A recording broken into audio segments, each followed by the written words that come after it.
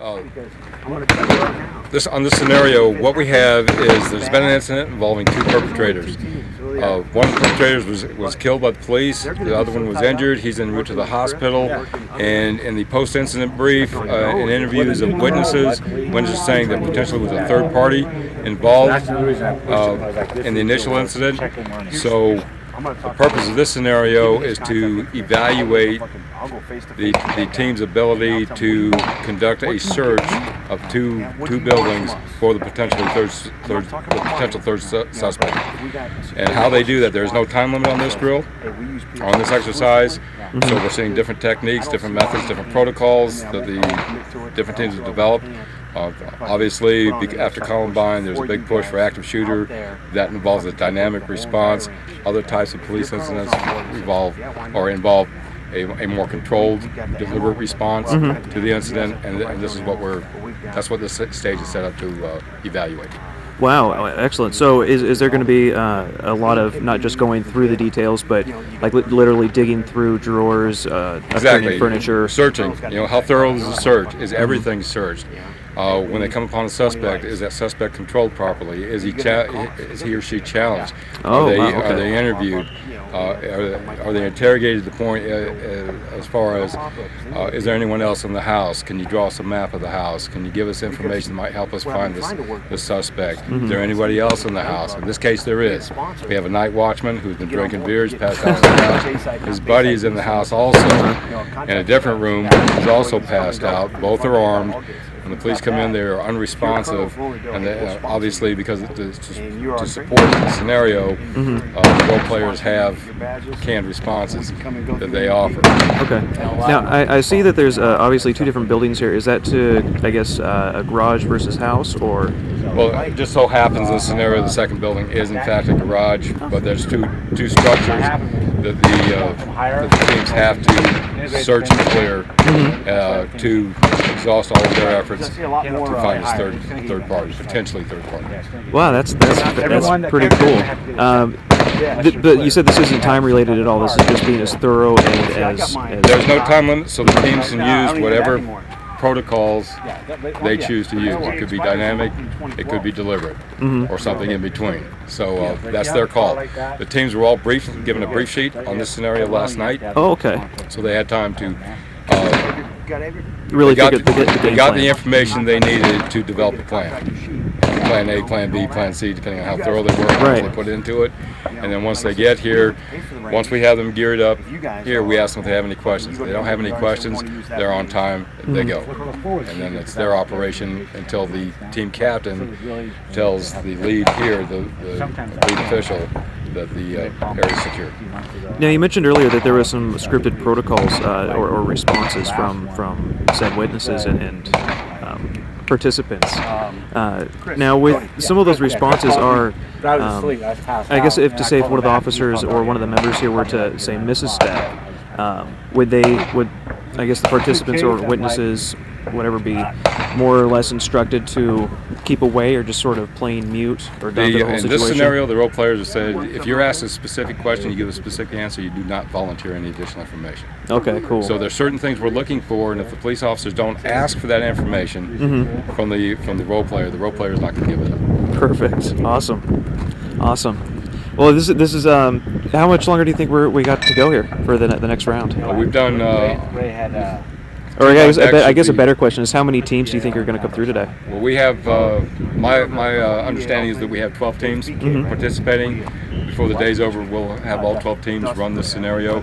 So far, we've run 4 teams through, so we still have 8 more to go. Wow.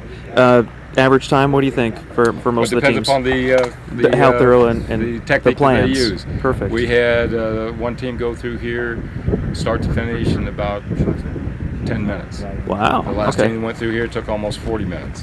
Wow. So again, there's no time limit. It just depends on what they're. The score sheet has probably 75 to 80 things that we are looking for. Wow, 80 different scoring points. Wow. Just going from point A to point B. Okay. Are they using proper building entry techniques? Are they using proper cover techniques as they're moving across an open area? I'm just giving you some examples. before they enter into the building, once the door has been breached, is the hall cover or point man, if you will, whatever terminology you choose to use. Is he giving information to his teammates as to what the floor plan is based upon what he can see? Do we have 1 room, 2 rooms, 3 rooms? Are they on the left or right side of the building? Are the doors open? Are the doors closed? What are we entering into? And then we look at their room entry techniques. There's certain things, certain principles in room clearing that we're looking for. There's certain principles and techniques in engaging suspects or potential suspects.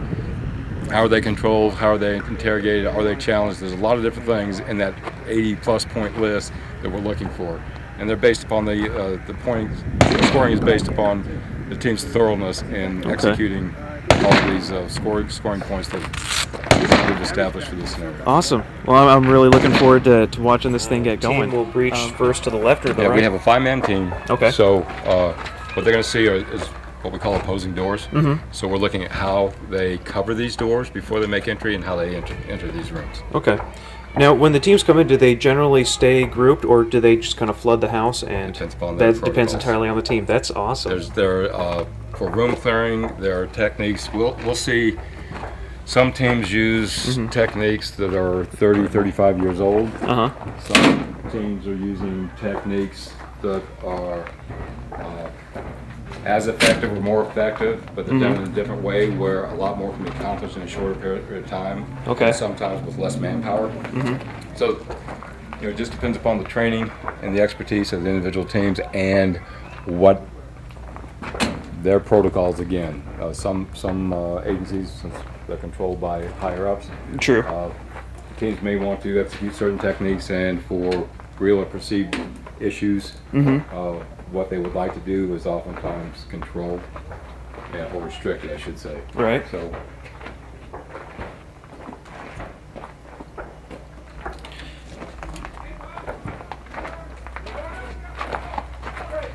So we've got these 2 rooms. We've got 1 role player will be in that room. You'll see we'll have another role player here, the night watchman, the armed security. Who's passed Who are out? drunk. They pass out from drinking. So yeah, this room, the obstacles, the furniture to deal with, the occupants to deal with. We have a large closet here that has to be cleared, and once this entire structure has been searched and cleared and is under control, we haven't found the 3rd potential suspect, then you see adjacent that there's another structure, which today happens to be a garage. Happens to be the garage. In the garage we have junk. We have a car. Okay. So car and searching vehicles is another. Is another. Is there a window or?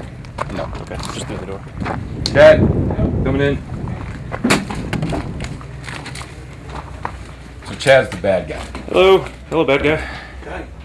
And once the team breaches this door, enters, he counts to 10. If they haven't found him and controlled him by then he will make an effort to go for his gun and he will engage the police officers. Now, when you're in here being the bad guy, do you generally tend to hide in the car, behind the car, just right in the corner? Okay. Wait for him to engage me. Once they engage me, then my hands up and Cool. we say. One of the things we look at is once they find him, they have eyes on and respond to him. Are they ignoring the car as they're moving to contact with him? Or are they ignoring this potential hazard because there could be another bad guy inside the car? Okay. So there's a lot of, again, it goes back to just a plethora of things that we're looking for Wow. and evaluating. Awesome. Cool. Well, thank you. I look forward to seeing everything going on. All